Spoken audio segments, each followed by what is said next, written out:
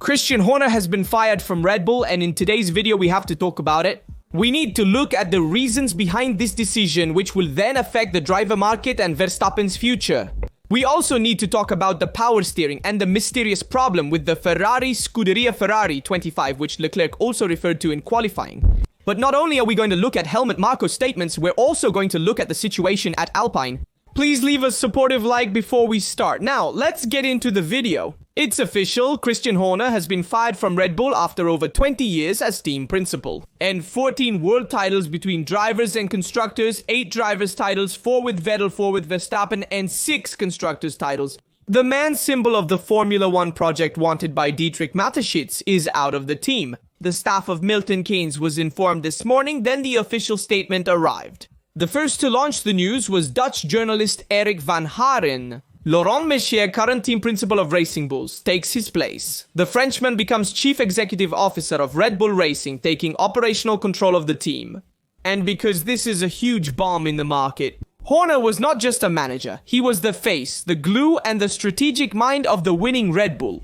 Since 2005, he has overseen every stage, from Coulthard's debut to the championships with Vettel and Verstappen and the development of Red Bull powertrains. The dismissal comes in the midst of the team's worst technical moment since 2020.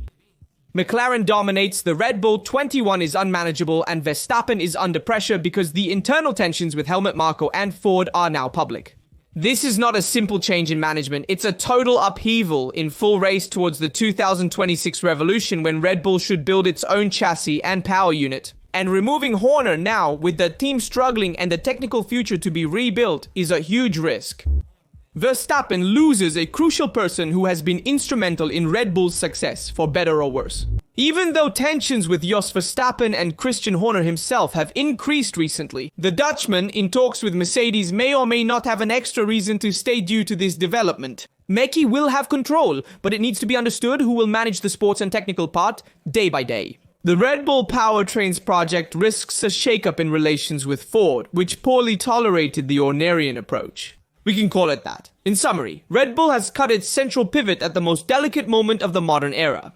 Now anything can happen. The communication came on July 9th at 11. The decision was made after an emergency meeting between Jovidia and Mateschitz. Here, a part of the Thai management of Red Bull and the son of the founder Mateschitz, along with the executive director Oliver Mintzlaff. Everything took place the day after the British Grand Prix, so on Monday. Despite the contract until 2030, Horner had to resign. The anticipation came from Bild, and then immediately after came the confirmation from the Telegraph, so the news is official. But what are the 3 reasons that led Red Bull to part ways with Horner? There are 3 reasons. The handling of the Verstappen case. So, the dissatisfaction of the Dutch champion, which led Maxi to get closer to Mercedes and less to Red Bull. He had contained and created a clear managerial shock, but not only that. The second reason is the excessive centralization of Horner's power, which is frowned upon at the top. They want power to be more decentralized and distributed among the various departments. The 2024 case set for trial in 2026 was also a factor. Management aimed to prevent a somber atmosphere among the team. For yet another year that we remember, it was linked to Horner's inappropriate behavior towards one of his employees.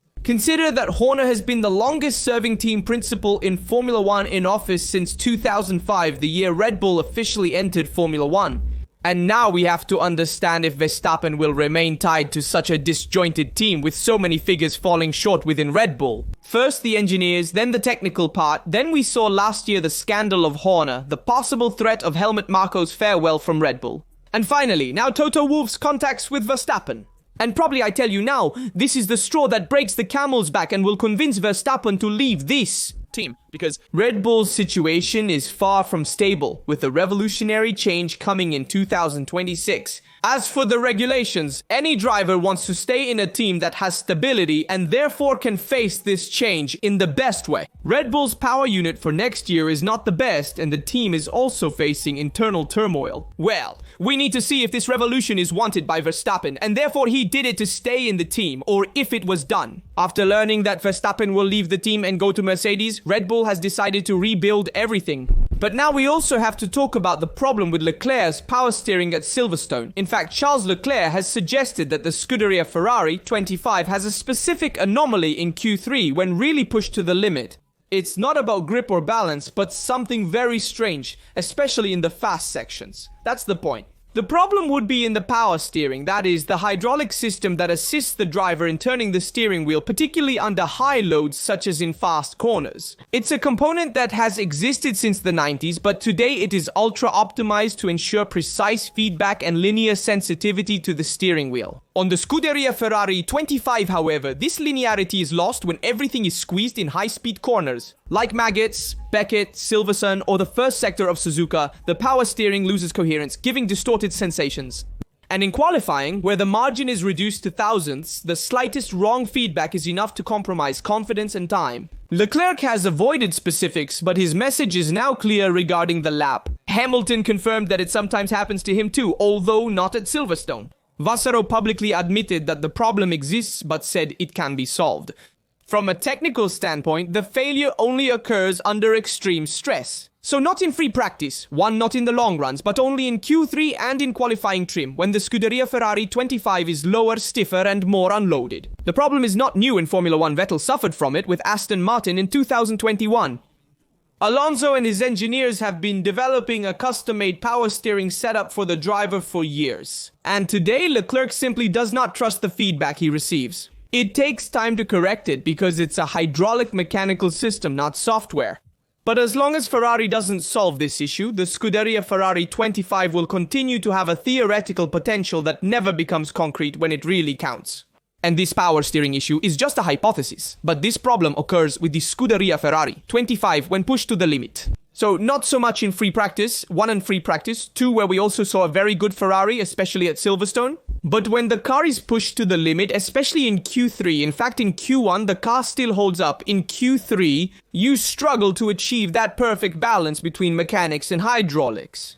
That's why we've seen various videos of Magos and Beckett with a more stable car in Q1 compared to Q3, maybe in Q1 with even more fuel load and therefore a theoretically heavier car. But be careful, this is a huge problem in a season where everything is decided in qualifying. Because we have seen so far how important qualifying is. Compared to the race and even past seasons, the role of qualifying has become even more important. This problem significantly affects Ferrari, especially because if you start from behind, you have more dirty air and then several problems follow. The biggest problem is extracting the maximum potential from Ferrari in qualifying in Q3. We saw how Hamilton didn't have a working global positioning system on his Scuderia Ferrari 25 at the British Grand Prix.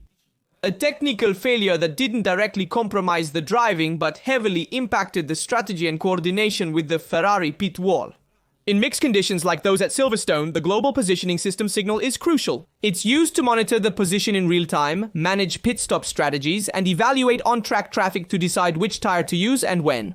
Without active tracking, the pit wall couldn't see where car number 44 was. That's why they strategized in the dark. The first mistake with Hamilton was delaying the pit stop for intermediates, losing precious seconds compared to direct rivals. Hülkenberg seized the opportunity and secured a podium finish, but the latter part of the race remained perplexing.